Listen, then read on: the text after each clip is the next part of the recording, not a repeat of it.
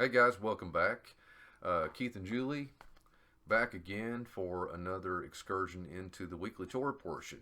This week, the Torah portion is called Tazria, and that's going to be found in the book of Leviticus, chapter 12, verse 1 through 13, verse 59. Now, this Torah portion, as well as the subsequent Torah portion, Metzora, are normally read together the majority of the years. I guess usually they're read together in non-leap years, and this year they are separate. So we'll be doing two separate videos for them. Tazria is translated as conceived, or actually it should be translated as conceived seed. And so what these to give you a bit of a synopsis of what's going to be going on in this passage, this Torah portion, and the upcoming one, Metzora. It's going to be dealing with laws of contamination, clean and unclean. So we've been talking about a lot of those subjects lately in different ways with the clean and unclean animals, of what's permissible to eat and different things. And now it's going to get more into clean and unclean issues regarding childbirth and issues of blood and issues of other bodily fluids, and as well as certain sicknesses that causes a person to be declared unclean. And we'll try to touch on a lot of these things on a basic, more or less liberal or pashat level, and then we will try to get more into more of the meat, or the more of the mystical and archetypal, psychological, spiritual levels of this stuff. Sounds good. Sounds good. Okay, well, let's get going here in Leviticus, or Vayikra, chapter 12, verse 1 through 5.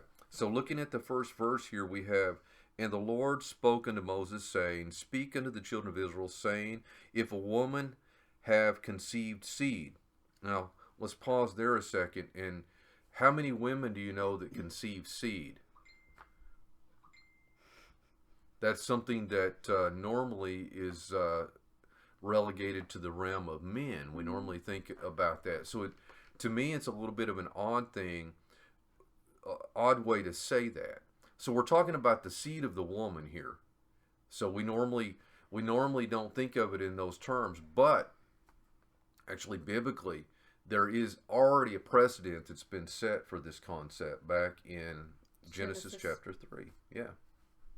Which I'm just agreeing with you. Well, we see that in Genesis 3:15 when the curses are being handed out, and essentially a lot of these laws of contamination, uncleanness, and such are necessary because of these curses, because of different types of curses and stuff. And so, if you remember back in Genesis 3, that nobody took personal responsibility, that God began with Adam. He began with the authority, and then he passed the buck, and he rather than taking ownership of his mistake and his sin, he pointed the finger and blamed the wife, and the wife blamed the serpent. And then God began with the serpent, and the cheese stands alone. Yeah, well, he started basically. I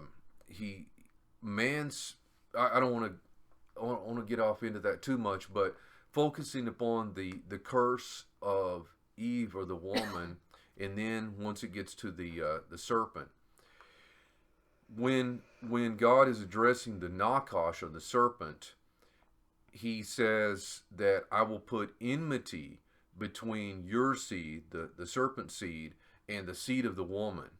And he, that is the seed of, that you will, your seed, the seed of the serpent, will bruise the seed of the woman's heel.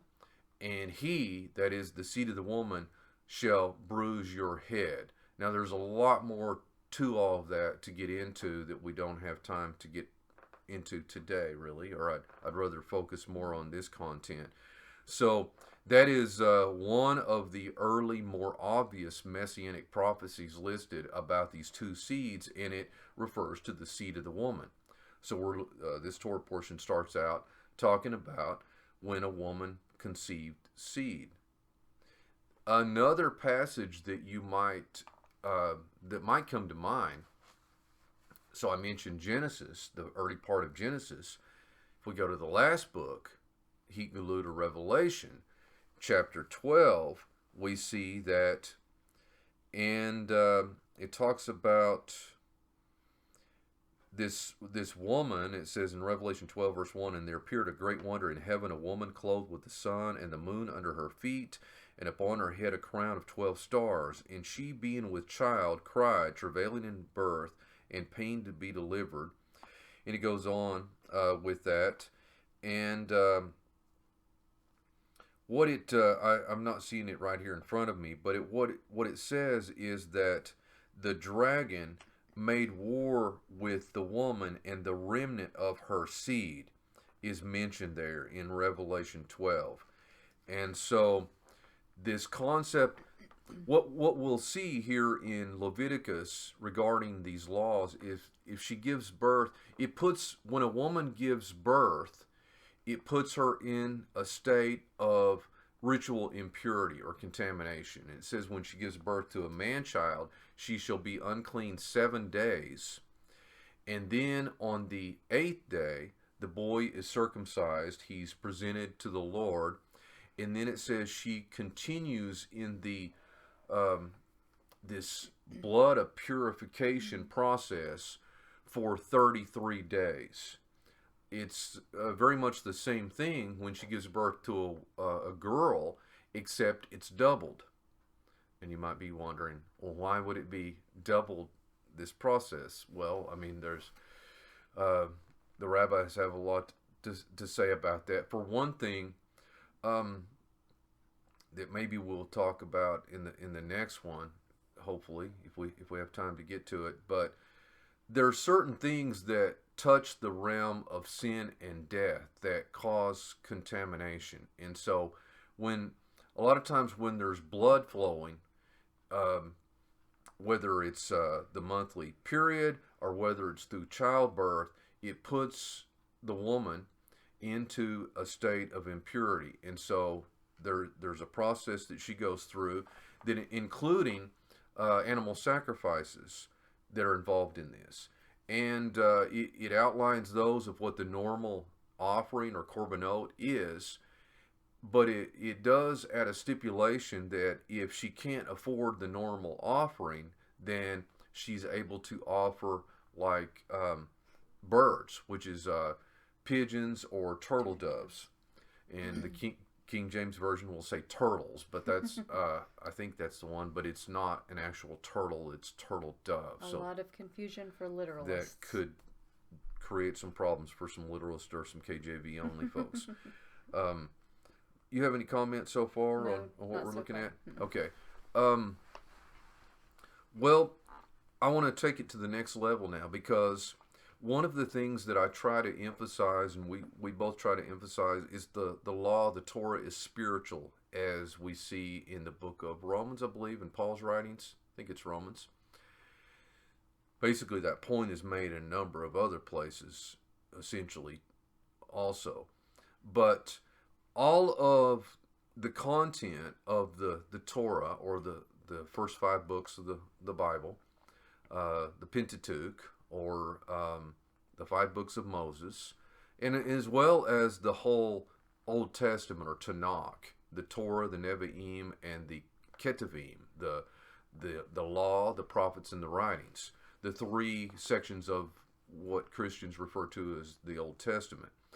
They all speak of many things. They speak of the Messiah, and a lot of people don't realize that. I mean, it's unbelievable that that's the case. But he himself said they did.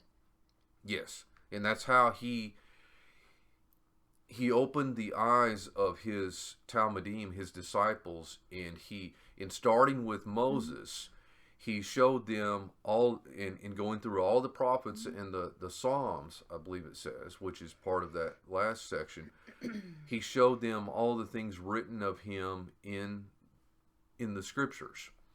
And again, in another place, after his death, burial, and resurrection, he sort of berated his disciples, and he says, fools and slow of heart to believe all that the law and the prophets said would happen.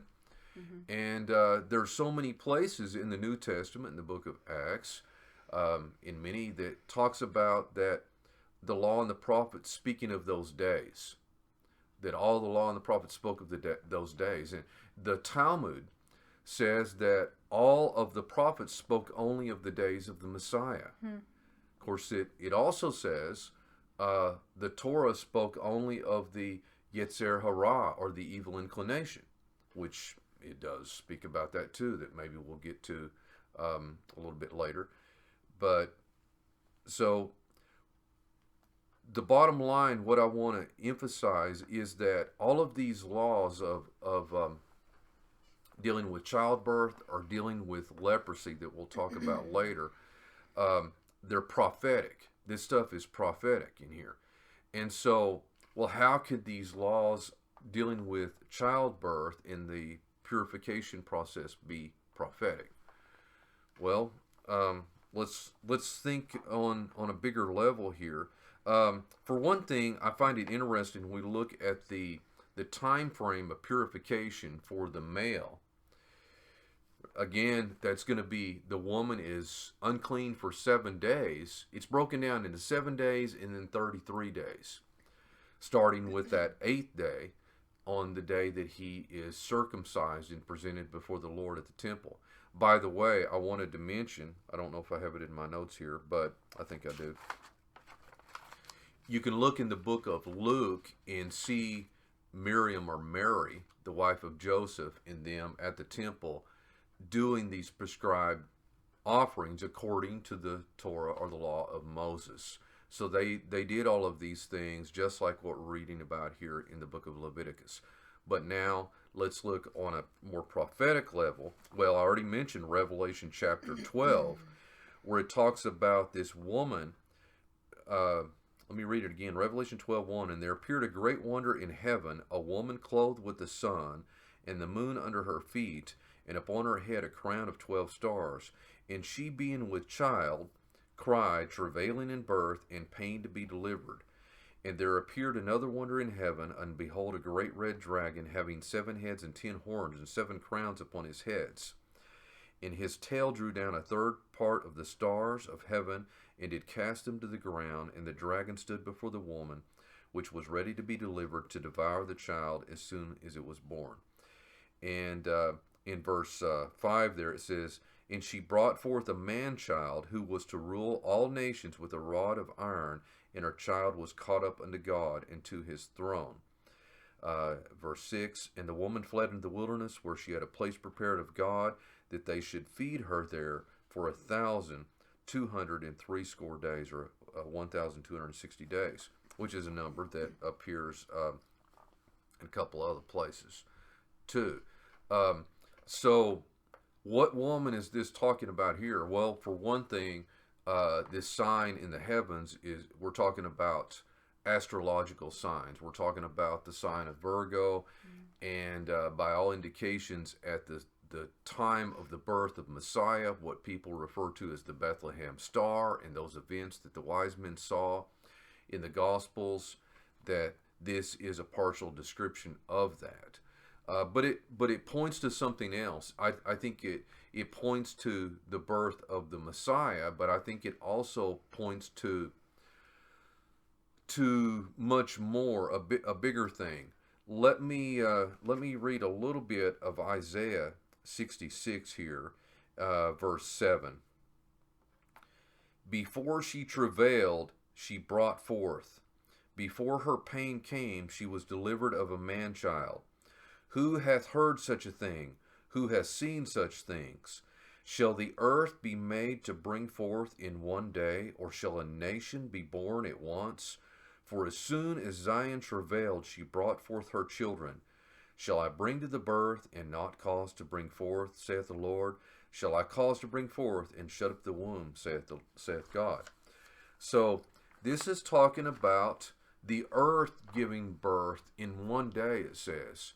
And it's talking about the Zion giving birth as soon as Zion travailed.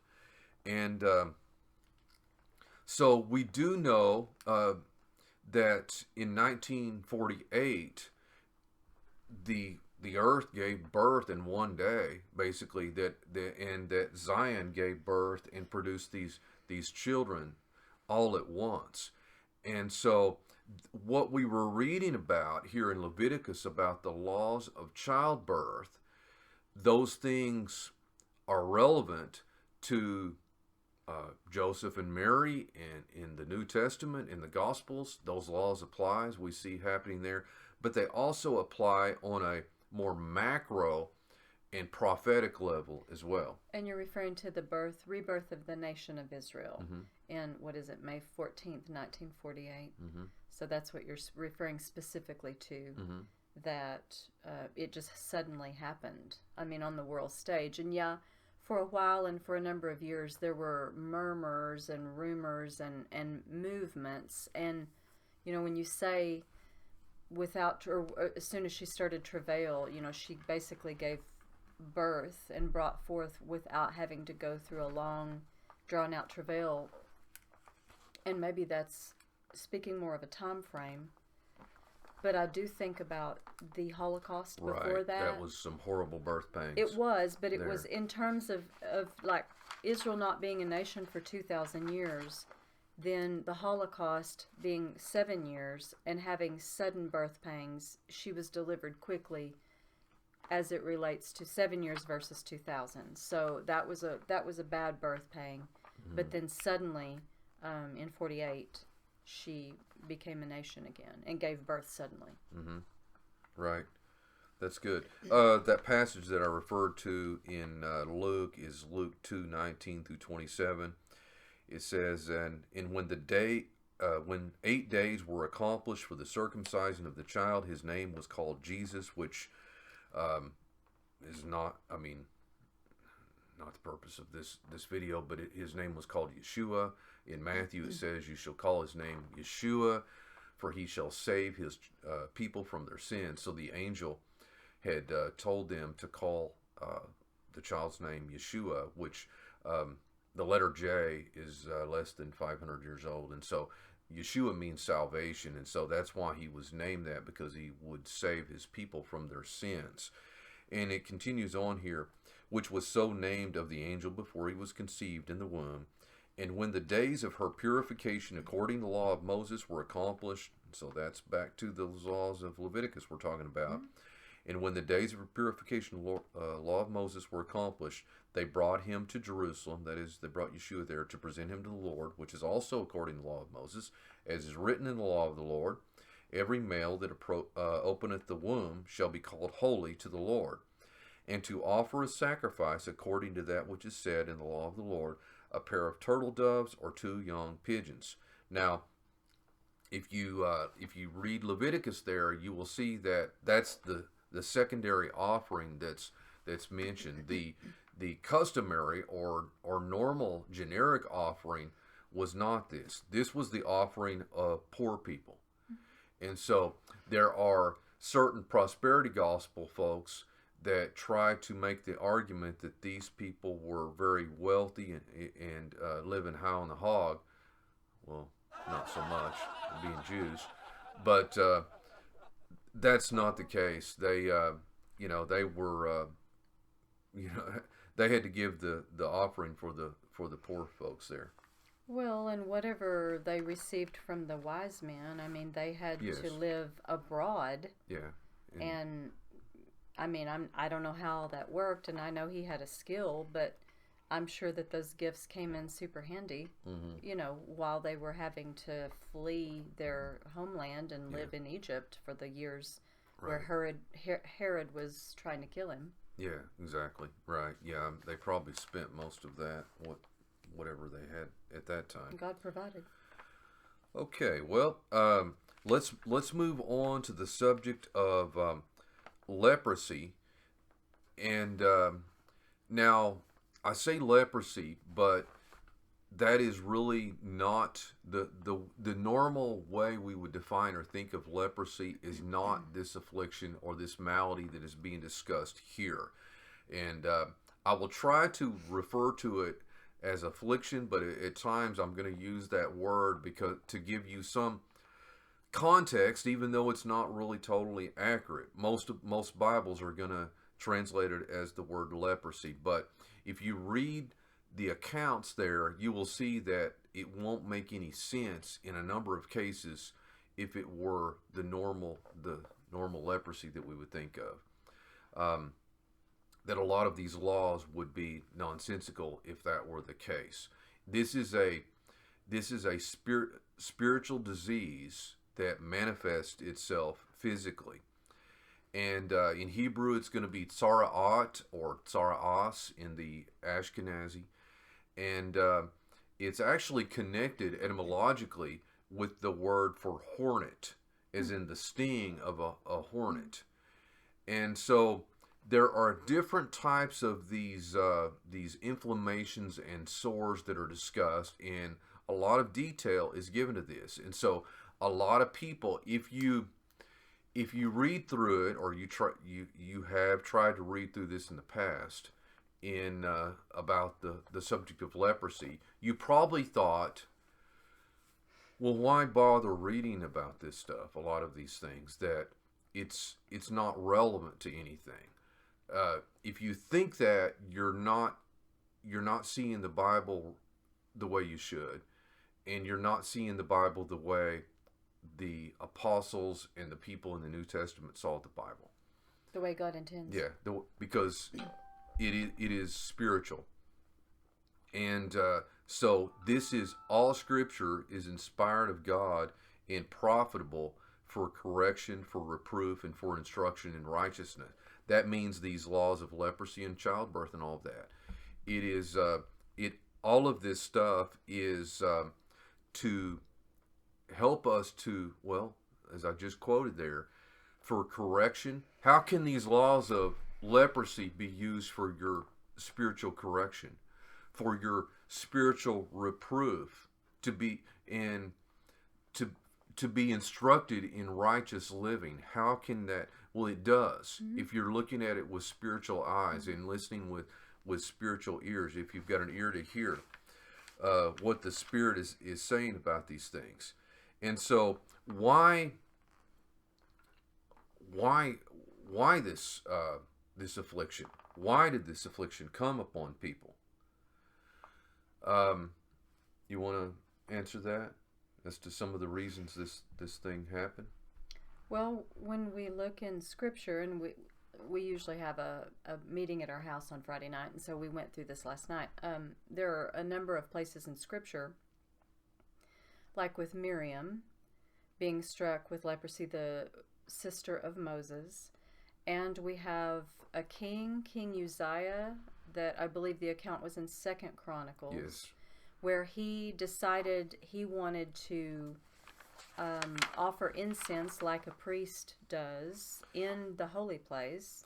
He was struck with leprosy. Let me go ahead and give those scriptural addresses if you want to look them up. Numbers 12 verse 1 is the one where if you read that and follow on down a little bit, Julie referenced Miriam, the sister of Moses, being struck with leprosy. You'll see it in the book of Numbers chapter 12. And regarding Uzziah, the king that she mentioned, if you go to 2 Chronicles chapter 26, you will see that account discussed. And then there is an account in, I'm drawing a blank here where it happens, with Elisha and his servant Gehazi. 2 Kings chapter 4. Where Naaman the Syrian, who was a leper, comes to Elisha for healing, ends up getting healed, and then Gehazi, through a sequence of events, is struck with leprosy. And when you go and you read these scriptures, and you kind of pan out and you look and you start asking questions. What are some commonalities? What are some patterns in the scriptural texts for this? You'll see with Miriam, with Uzziah, with Gehazi, they went against or spoke against the spiritual authority that God had established, or a spiritual jurisdiction, either or both, in each of the cases. Where Moses was the spiritual authority God had established, the priesthood in King Uzziah's case was the spiritual authority, and their jurisdiction was the temple, the tabernacles and the temples, and they went in and did the ministry of the service of the Lord in the tabernacle and the temple. The king was not to go in there ever. He was not a priest, he was the king. So even though he was a high-ranking appointed person in the nation, he was not authorized by God in the law of Moses to go in and try to offer incense like this king did. And in that particular case, the priests rushed, I think you said last night, 60 priests. The text says 60 priests rushed to withstand him or get him out of the holy place, which is not the Holy of Holies. It's the place just outside of the veil that contains the menorah, the showbread, and the altar of incense, but that was set apart for the priests to go in and do the ministry of those utensils. So the king goes in there, decides he's going to offer incense, and these priests rush at him to try to get him out of there. And I'm paraphrasing, putting all this into a quick synopsis, where he gets really mad when they try to tell him, basically, you're not supposed to be in here. He gets very angry. I think the scripture says wroth, mad, full of rage. And while this happens, at the very moment this happens, the leprosy springs up in his forehead while he's standing in the holy place. And he's a leper for the rest of his life. He dies a leper, the text says. Yeah. And then Gehazi, the Syrian Naaman, came to the prophet Elisha for healing for his leprosy, because Elisha was known far and wide for his miraculous abilities to hear from God and deliver results and healings and words from the Lord. Words the one who had the double portion of Elijah. And so through the events there in the narrative, he does end up getting healed of his leprosy, and he had brought great wealth, a lot of gold, silver, I think, and changes of raiment, and just a lot of rewards for that, and tried to give them to Elisha. Elisha said, no, keep your gifts for yourself. So he leaves to depart for his land or wherever he's going, and Gehazi, unbeknownst, or doesn't tell Elisha this, runs after the entourage and says, basically, I guess my master's changed his mind and wants some of the goods, and we won't even take all of it, we just will take a portion of it. And Naaman, being cured of his leprosy, is more than happy to give him a small portion. And Gehazi, I guess, stashes it somewhere and then goes back into to where he stays with Elisha. And Elisha's like, where you been, basically? I didn't go anywhere. Wasn't doing nothing. Minding my own business, basically. And he says, Elisha the prophet says to him, Gehazi, didn't you know, and don't you know me by now? Have you not? I mean, I'm adding to this a little bit. You've been with me long enough to understand how this works and how the Spirit of the Lord works with me. Do you not know that my spirit, my heart went with you, my visionary capacity went with you and saw what happened? And now, therefore, because you did this thing, and because you lied, basically, the leprosy of Naaman will cling to you. And what was it? Your descendants? On your seed. On your seed. Forever. Forever, the text says. And he went out from his presence white as snow. And so each of these, and I'm sure that there's plenty, like we're not really told why Naaman had it. And I'm not necessarily saying that every single instance of biblical, what is translated as leprosy, is always this. But we have three very clear examples in the scriptures of patterns of people speaking against or acting against what the spiritual authority had dictated or said or done, and this is the result. Yeah, and often one of the things that the Jewish commentators talk about in association with tzara'at, or this affliction that's translated as leprosy, which again is an error, but it's pretty ingrained in the culture. One of the subject matter that's talked about in regards to that, as to the cause, is lashon hara, or the evil tongue, a literal translation. What that's talking about is gossip or slander. Speaking ill of other people is what is believed to bring this on. And I think that is accurate and correct, but is, I think, more accurately, as Julie pointed out, in some of these cases, it doesn't say that they actually, now in Miriam's case, that's exactly what happened. She was out of her lane, out of her jurisdiction, and she was speaking ill of her brother Moses. And Aaron was part of this gossip too, apparently. And his new wife. Yeah, the Ethiopian lady that he had married. And they didn't like it, and were talking about it, and she ended up being struck with leprosy for 7 days, and was relegated to being outside of the camp. And you really should go and read all of this, that we don't have time to get into in great detail, of the life of a leper, and try to put yourself in that mindset, and see that once they were declared unclean or tameh by the priest, then they were like the Walking Dead, essentially. They were, you were shunned. Yeah, outside of the gates. Absolutely. And you were to rent your garments, and anytime somebody got close to you, you were to hold your hand up like that and say, tameh, tameh, unclean. And so it wasn't a very good life.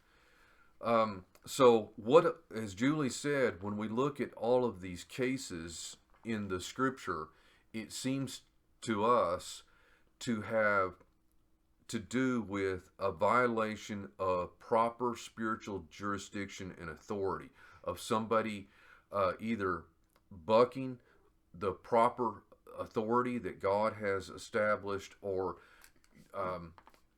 going outside of the protocol that He has outlined. And there's a lot to this, and we'll maybe in the next video maybe touch on this a little bit. But perhaps you've wondered, why does sickness happen and stuff like that? And it's a lot of these are good questions, and really have to be thought about and explored. And it's not a popular thing to say, or it's not something that people want to hear. But if you are a person that uses that, you are a Bible believer, and that is a basis for your belief, in a lot of cases, what it says is that God is the one who puts these things upon people. In fact, it talks about that if the children of Israel, after they were brought out of the land of Egypt, that if you will walk in my ways and do what, follow my word and my instructions, then I won't put the diseases of Egypt upon you. And so there's a lot of these things that are gone into in great specificity about, if you disobey, that this, and this will come upon you. And so, including anxiety and depression and physical things too, which gets us all. Yes. And I know people a lot of times, people get really offended or on defensive about that, and we're just trying to show what it says. Yeah. And we're not trying to attribute blame, and to qualify, because with nearly every subject there's the other hand that you have to look at. Right. And we'll deal with some of that maybe here in just a second. But one of those other hands, there's a lot of people, such as Elisha, that Julie mentioned earlier, died of a sickness. This was the man with the double portion of the spirit of Elijah. And what's up with that? Mm-hmm. And so, there's question marks at times. Sure. how these things happen. Well, another thing, the book of Daniel, when he had this vision, or the angel visited him and shared with him this revelation of the last days and what would befall his people and his land. And it says that he was sick after that for a number of days. Well, and I think, if I'm not mistaken, and I could be, because he went through a couple of sessions of that with the angels in the book of Daniel. At one point, it happened twice where he fell over.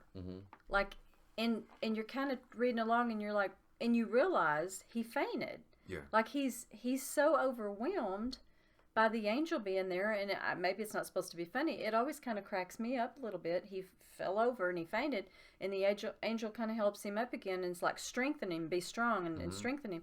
And he's like, trying to deal with the angel being there, and then he falls over again. And so there's a part of this equation is, the longer we go from the Garden of Eden and the further we go from the presence of God, getting off of us through history, down through the hundreds of years and millennia, where we're fainting now when angels appear, whereas earlier in the history of man, they were not fainting when angels appeared to them, like they were used to it. Then it's almost like the further we go and our body can't withstand this because of sin in the world, I guess, and just not being in the presence of God, then there is we would say, a negative reaction of him being sick several days. And why should he be sick if God sent an angel to deal with him? Well, Paul said, kind of in an unrelated case, but my mind relates it, it's not me anymore that sins, but sin in me. And so if you're not practicing sin, and yet there is flawed sin nature, or the culture has gotten off on you, or there's thought processes in your mind that are not born of the kingdom of God, and you encounter the presence of God, those things in your flesh could cause you a problem in your flesh. Right. And so there's all different kinds of questions and equations. I mean, there's one instance in the Gospels that says about a blind man who was born blind, and then Yeshua ends up healing him. They say, is he blind because of his sin or his parents' sin? Because the common thought then obviously was that the sickness was because of sin. And he says neither, but so the glory of God may be manifest. That's a whole nother subject, but it's just another alternative as to why sickness is happening. But if that didn't bake your noodle, that their question was, how was this man born blind, his sin or his parents? He's opening a can of worms here. Yeah, so that gets into the whole reincarnation stuff and all kinds of things there, because how could the man have caused it if he was born blind? That way, right? But that was before he was born. I can understand the question, but we do see that too, of the sin of the parents or other things passing down and those kinds of things. It's no easy answer. Well, and even in the New Testament, Paul's talking about the Passover service, which, by the way, is coming up. Maybe we'll do a video about that next week if we can. But he said that, and a lot of people don't understand this, the context of the passage. A lot of times, if you ever heard the context, it's put in a different one from what it's actually discussing, which is Passover. When Yeshua said, as often as you do this, do it in remembrance of me. If you look and see what they're doing Passover. And so it said that whenever you're doing it, make sure that you are doing it in a worthy state. It says, for this cause, there's many that are sick and some sleep because they have partaken of this in an unworthy condition. And so that's a whole nother thing there, but it is related in terms of contamination, particularly as you get close to holy things. Right. Can cause a real problem. Yep. And so let's I may have opened up a can of worms there with that, because of this this idea of sickness, and people actually, maybe there's something that they do that causes. I think that people can accept that in some ways. If somebody, I think they don't have a problem with it if somebody smokes cigarettes their whole life and gets lung cancer or heart disease or whatever. That it makes sense that they might have gotten sick because of something they did, or works at a nuclear reactor plant. Yeah. They got radiation poisoning. That makes sense. But it bothers people, and you have a lot of preachers actually. I know I hadn't heard them in a while because I don't hardly ever listen to them or choose to, but a lot of them will say that God never made anybody sick and doesn't make anybody sick, and it's only the devil. It's not what the Scripture says. Yeah, it's a person completely ignorant of the Scriptures, or is misrepresenting what it actually says. Well, and I mean, none of this is easy, and we're saying it pretty cut and dried because the Scriptures bear it out. Yeah. We haven't answered all these questions by a long shot for ourselves. But in order to get to the truth, there can't be any sacred cows or stones that you aren't willing to uncover to ask the question. I mean, if people if they're 50%, 60% causing their own sickness, then that means I'm in that too. Keith's in that too. Like if that's the truth, then all humanity's in that, and it doesn't just work. We're not just saying that for people that we don't like that are sick. It's true for us. I've been diagnosed with an autoimmune disorder. It works for me too. Yeah. Well, how many times have in your life maybe have you had a headache from stress? Right. Or have you maybe had ulcers or whatever from stress, or and people don't count that like as a sin. Yeah. They don't count stress as a sin, but or maybe you get depressed and you maybe end up getting more, your immune system gets so low because of your depression that you're more likely to get something. Yep. Right, and I mean, it's not so much that it's sin in the sense necessarily that you're out there just practicing craziness. It's where, the Scripture says that sin is the transgression of the law, and if it weren't for the law, I wouldn't know what sin is.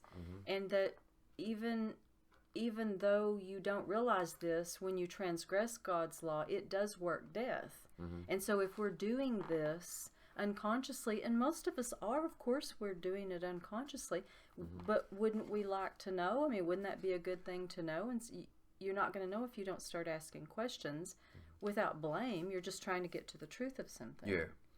And there's a number of passages really that deal with this subject in different respects, and just to try to real quickly give, if you read the text, the Torah portion, and the next one, you'll see that first it begins describing a blemish that appears on the skin in some ways, and often it's there's a reddish blemish, maybe streaked with red, and it will have some sort of a whitish film, and then depending also upon the hairs, if it's got like white hairs or thin yellow looking hairs, all of those are signs that it could be Tzara'at, or this what's translated leprous infection of some kind. It wasn't left up to the individuals to diagnose it or to declare that good or bad.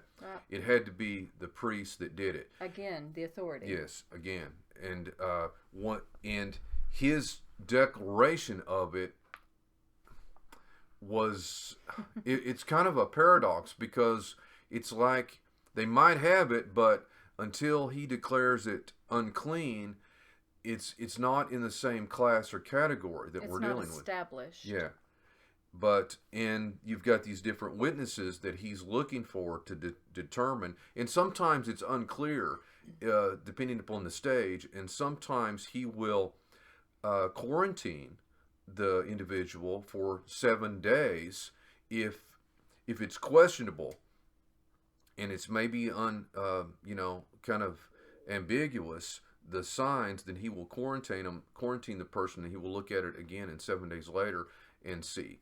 And so then it talks about these different types of blemishes or breakouts or infections in the beards and in the hair, also in various types of garments, in skins, and things like that it can get in, and even houses that we'll talk about next time. In the Torah portion of Metzora. So when you're looking at this with spiritual eyes and saying, okay, how did this happen? Well, some of these seem to be maybe just, and it is interesting to me, Tzara'at, or again in the Ashkenazi pronunciation, Tzara'as, how similar that word is to psoriasis. That's true, which yeah. is Notice me itching.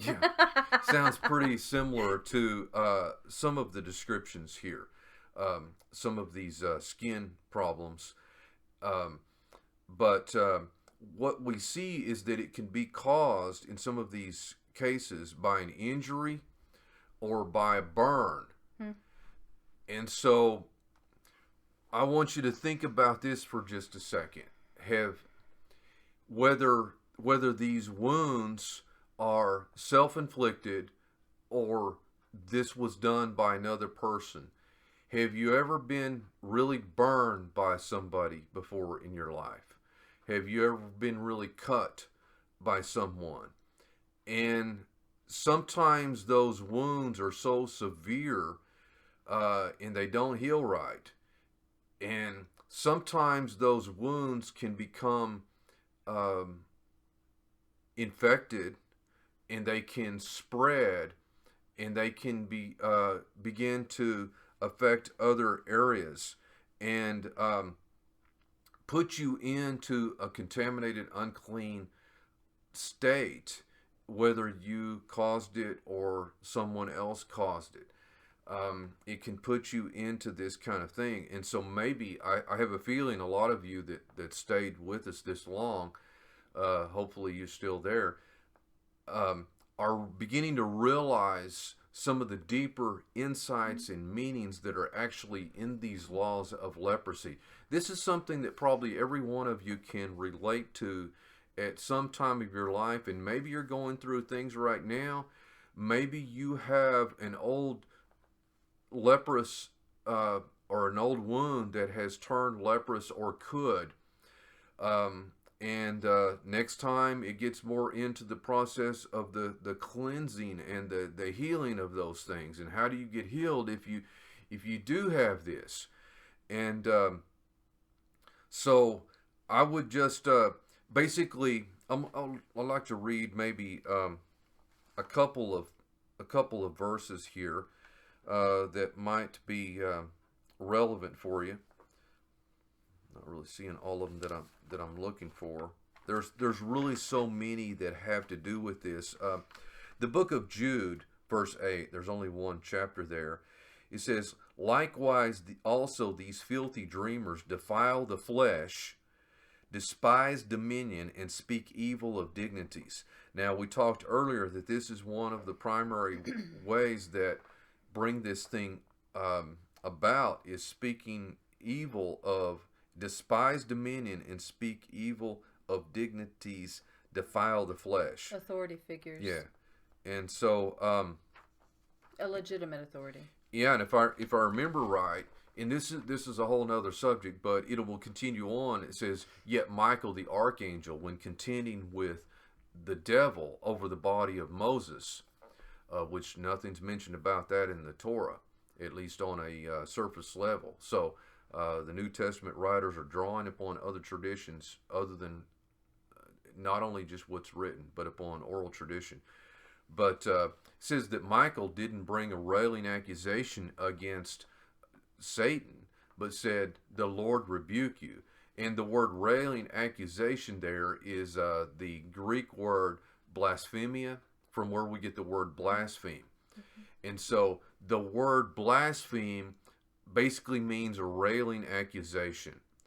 A lot of people don't realize that they have made railing accusations against God. They blaspheme God before, and they don't even, or other leaders that God has put in power. Legitimate authority, yes. Yeah, and that's when you rail against authorities, you have to be very careful about that, because you can cross over real easy into that category of blasphemy. Well, and it doesn't even mean that everything they do is correct. I mean, mm-hmm. whether or not Moses should or shouldn't have taken the Ethiopian wife or whatever, I mean, basically, God would deal with Moses. Mm-hmm. When he's talking to Aaron and Miriam, he's basically saying, I think, weren't you afraid to speak against my servant Moses?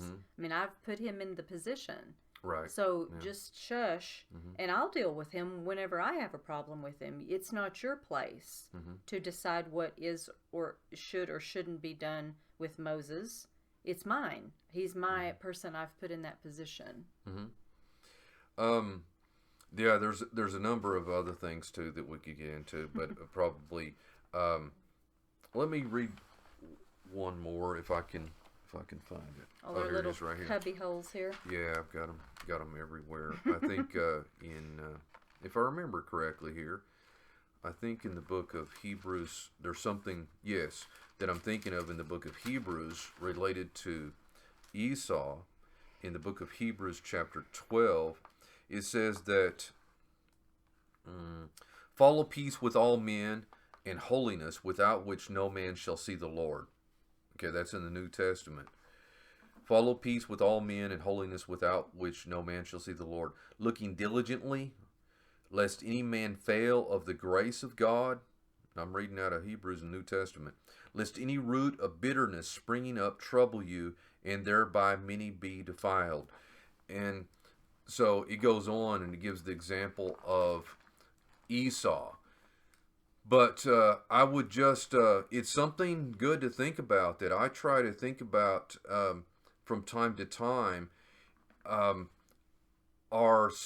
certain wounds that I have turned leprous? Or is there a danger of certain things?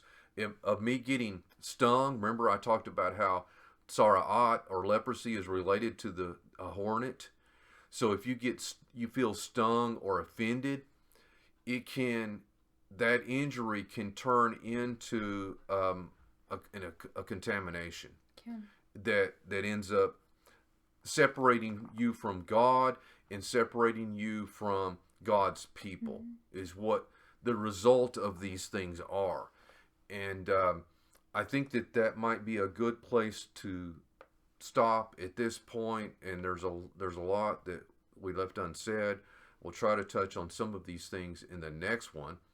Thank you very much for your patience. We hope that you've gotten something out. Remember to subscribe, like, and comment below with your questions and comments, or whatever you want to put. Anything else you want to add before we go? All right. Thanks very much, guys. Shabbat shalom. See ya.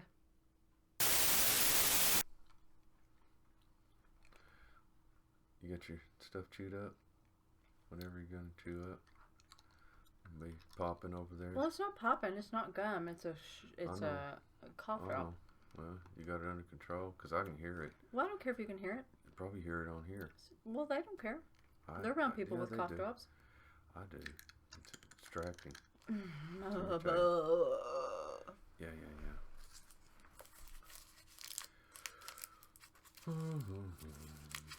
You can go if you want to. If you don't, nobody will. Yeah, that's lovely. I don't care. You want it out of my mouth. Okay. Ready? Sure. Hey, if you like this video, please click like and subscribe to be notified whenever we release new content, and to help other people find us out there on the vast plains of YouTube land. If you have a question or a topic you'd like for us to do a video about, just leave it in the comments below. Thanks so much for watching. Later, y'all.